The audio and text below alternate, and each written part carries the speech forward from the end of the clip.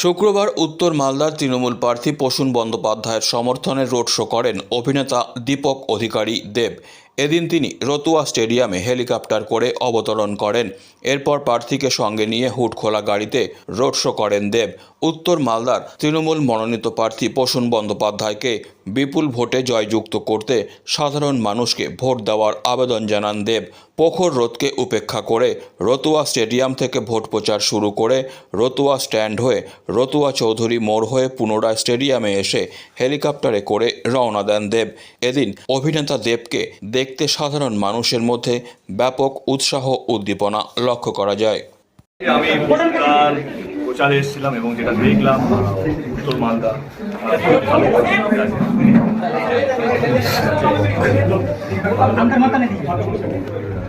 এবারে তৃণমূল কংগ্রেস প্রার্থী ভীষণটাকে সুযোগ দিন কারণ একজন শিক্ষিত আইপিএস অফিসার কংগ্রেসের মধ্যে শিক্ষিত মানুষের দাদা একটা সংবোধন করছেন বারবার যে বাইরে থেকে প্রার্থী নিয়ে আসা হয়েছে পুরোজাই বলে, এটা কি বলবেন সাধারণ মানুষ? সবাই তো বাইরে থেকে নিয়ে আসছে, এটা তো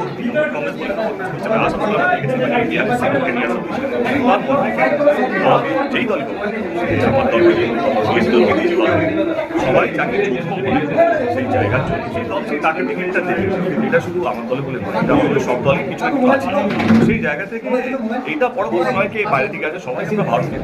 এবারে এইভাবে যদি নির্বাচন করা হয়, এইভাবে যদি প্রচার করা হয়, অন্য মানে পাকিস্তান থেকে কাউকে নিয়ে আসা হয়, বিজেপি নিয়ে আসে না, অন্য কোনো দল নিয়ে আসছে। আমাদেরকে যে মাঠে নামবে, যে রাস্তায় রাস্তায় মানুষের বাড়ি বাড়ি ঘুরবে এবং মানুষকে বিশ্বাস করাবে যে আমাকে ভোট দিলে আমি কাজ করবো, সে জিতবে। সিম্পল, এটাই রাজনীতি হওয়া উচিত।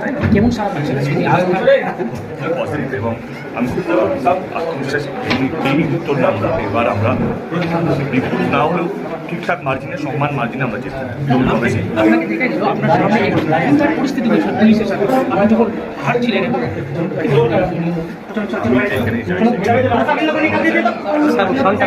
একটু দাদা সেই জায়গা থেকে জায়গায় আমার যাতে আহত না সবাই মানুষ ভালোবাসে বলে বলা আমাকে সব জায়গায়।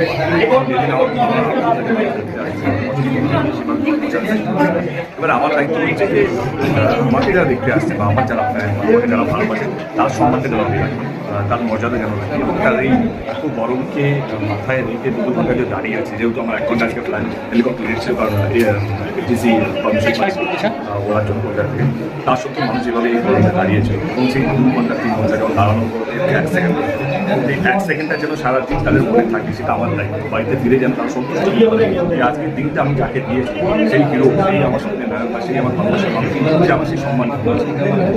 ধন্যবাদ দাদা।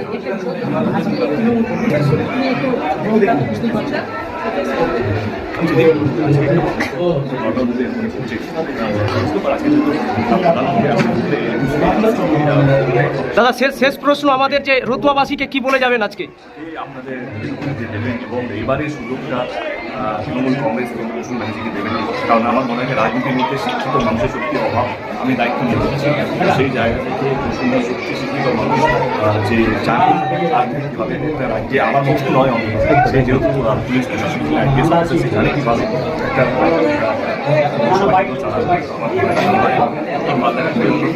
Disclaimer. This channel may not promote any violent, harmful or legal activities. All content provided by this channel is meant for an educational purpose only.